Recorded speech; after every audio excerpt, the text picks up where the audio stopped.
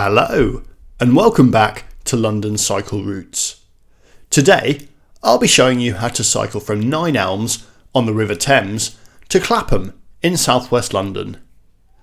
This ride takes just 10 minutes and you can do the whole thing on quiet streets and protected cycle lanes. By public transport, the same journey can take as long as 25 minutes and requires a change of tube line. So, as well as being a nice ride, you can also save a lot of time. If you find this video useful or you just enjoy watching it, then don't forget to hit the subscribe button on the channel, as I try to post new videos just like it every week. I'd also like to say a big thank you to everyone who supports the channel on Patreon. If you'd like to contribute as well, you can find the link in the description below the video. Okay, let's get going. So we're starting outside the new US Embassy and we're going to head down Pontoon Road. This part of Nine Elms has recently been redeveloped, so a lot of flats have been built here recently, as well as a new tube station. We're also expecting some protected cycle lanes on Nine Elms Lane, but there is a piece of cycle infrastructure that has already opened, and it's this tunnel here. It's known as Arch 42 and it goes under the South Western Mainline Railway. You are allowed to cycle through it. There's a shared space sign at the entrance. It currently leads onto this quite narrow tunnel, but as you can probably guess, it is a temporary setup while they finish rebuilding the area. The Nine Elms development as a whole is very controversial, mostly because it lacks affordable housing, but I think it's fair to say that that tunnel under the railway is really positive and really opens up an area that was previously cut off by the South West Mainline and creates walking and cycling access. That's Nine Elms tube station on the left there, by the way, right next to Wandsworth Road, Sainsbury's. We're now heading on to Wilcox Road, which is actually, I think, one of the more underrated high streets in this part of London. Although it doesn't look like much now, the shops are closed for some reason and there's quite a lot of cars parked. The cafes and bars along here are actually quite fun, and there's also a good pub on the left up here called Nolan's, which is a good place to get a Guinness. From a cycling point of view, it's a little bit bumpy because of the cobbles. When we round the corner, we then end up on Hartington Road, which is always really quiet, and I've never had any problem cycling along here. And if you keep an eye out on your right, you'll see a rank of TfL hire cycles, also known as Boris bikes, although there aren't actually any bikes there at the moment.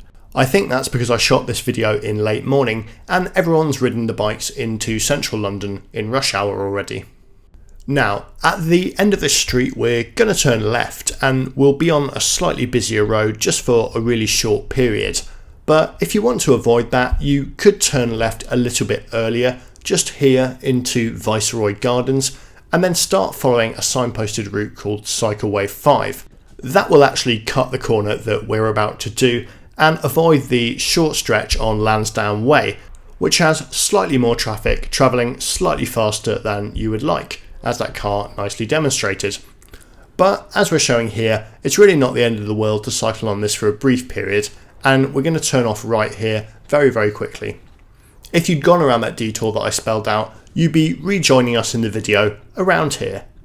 We're now following a signposted route called Cycleway 5, and that's indicated by the C5 written on the pavement and also the odd sign on lampposts.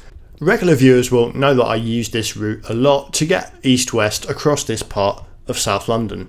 It's a really useful backstreet route, and since 2020 it's been particularly quiet as Lambeth Council recently installed some new traffic filters further up, which I'll point out when we go past them. That has essentially removed through traffic from the streets we're going on, particularly Larkhall Lane and Larkhall Rise, and that's why you can't really see any cars on here. I think it's really interesting to think of how this street could be used differently in the future. What I mean by that is that the public realm on this road was clearly designed for a much higher volume of motor traffic, which simply doesn't come down here anymore. So you could do things like massively widen the pavements, have a much narrower carriageway, and put in more planting and trees down the street. All of that becomes possible and indeed plausible because of the removal of through traffic from the street.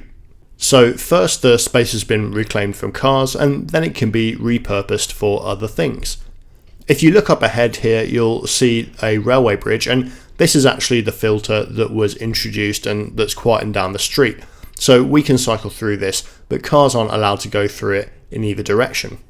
As a result, motorists that would have previously used this as a cut through now go down the A roads which run parallel to it. Now we're still following Cycleway 5 here and weaving through the back streets around the back of Clapham High Street. I think that this section of the route could still be improved quite a lot. The streets, although relatively low traffic, are quite narrow because of all the parking of really quite large cars on either side of the road. Often the street is too narrow with the parking and the size of the cars being driven that it's actually quite difficult for people to get down the road. This area to the north of Clapham High Street should probably be a contender for a future low traffic neighbourhood, but I think it's also probably somewhere where Lambeth needs to start applying its curbside strategy, which it published a few weeks ago, and that basically pledges to reuse some of the curbside space next to pavements, which is currently used for parking for other purposes. Currently there is a lot of parking around here, and in some cases it narrows the street to the point that it could really be quite dangerous. So for instance, the street that I turn off right here, Bromwell's Road, really isn't wide enough to accommodate these two lines of parking and also an SUV coming in the opposite direction, and still leave space for someone to cycle down the street. How cars go past each other, I have no idea. I'd just like to give a shout out to this street here, Venn Street, which is really quite lovely and probably the nicest bit of Clapham. This is actually the end of our ride here, and we've now come to the junction outside Clapham Common Tube Station. Thanks very much to everyone for watching that. I hope you enjoyed it, and I think you'll agree that it was a really pretty decent route that connects an area that's, despite having a new tube station, actually quite difficult to get to by public transport from Clapham, which is arguably its nearest big town centre. Although I've shown off C5 quite a lot in previous videos, I really wanted to show how it would properly link to that new tunnel under the railway, which I think is actually a genuinely positive improvement related to the Nine Elms redevelopment. It's also great to imagine what Larkhall Rise and Larkhall Lane could look like now that we've reclaimed a lot of that space from heavy traffic. If anyone has any ideas of things that they would like to see on that street, I'd be really interested to hear it in the comments below. Of course, there will be other cycle developments around Nine Elms, so we're expecting protected cycle lanes on Nine Elms Lane, which is to the north of the site, and when those go in, which I'm hoping will be later this year or maybe early next year, I'll definitely be doing a load of routes there. Crucially, they'll also give me an alternative to taking Cycleway 5 across this part of London, which I know for regular viewers will probably be a relief, as I do find myself on that route too much.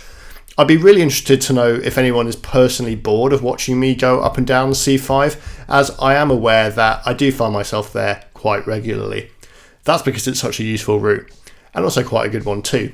Thanks for watching. If you like the video, don't forget to hit subscribe, and you can also check out the Patreon if you want to support the channel. See you again next time.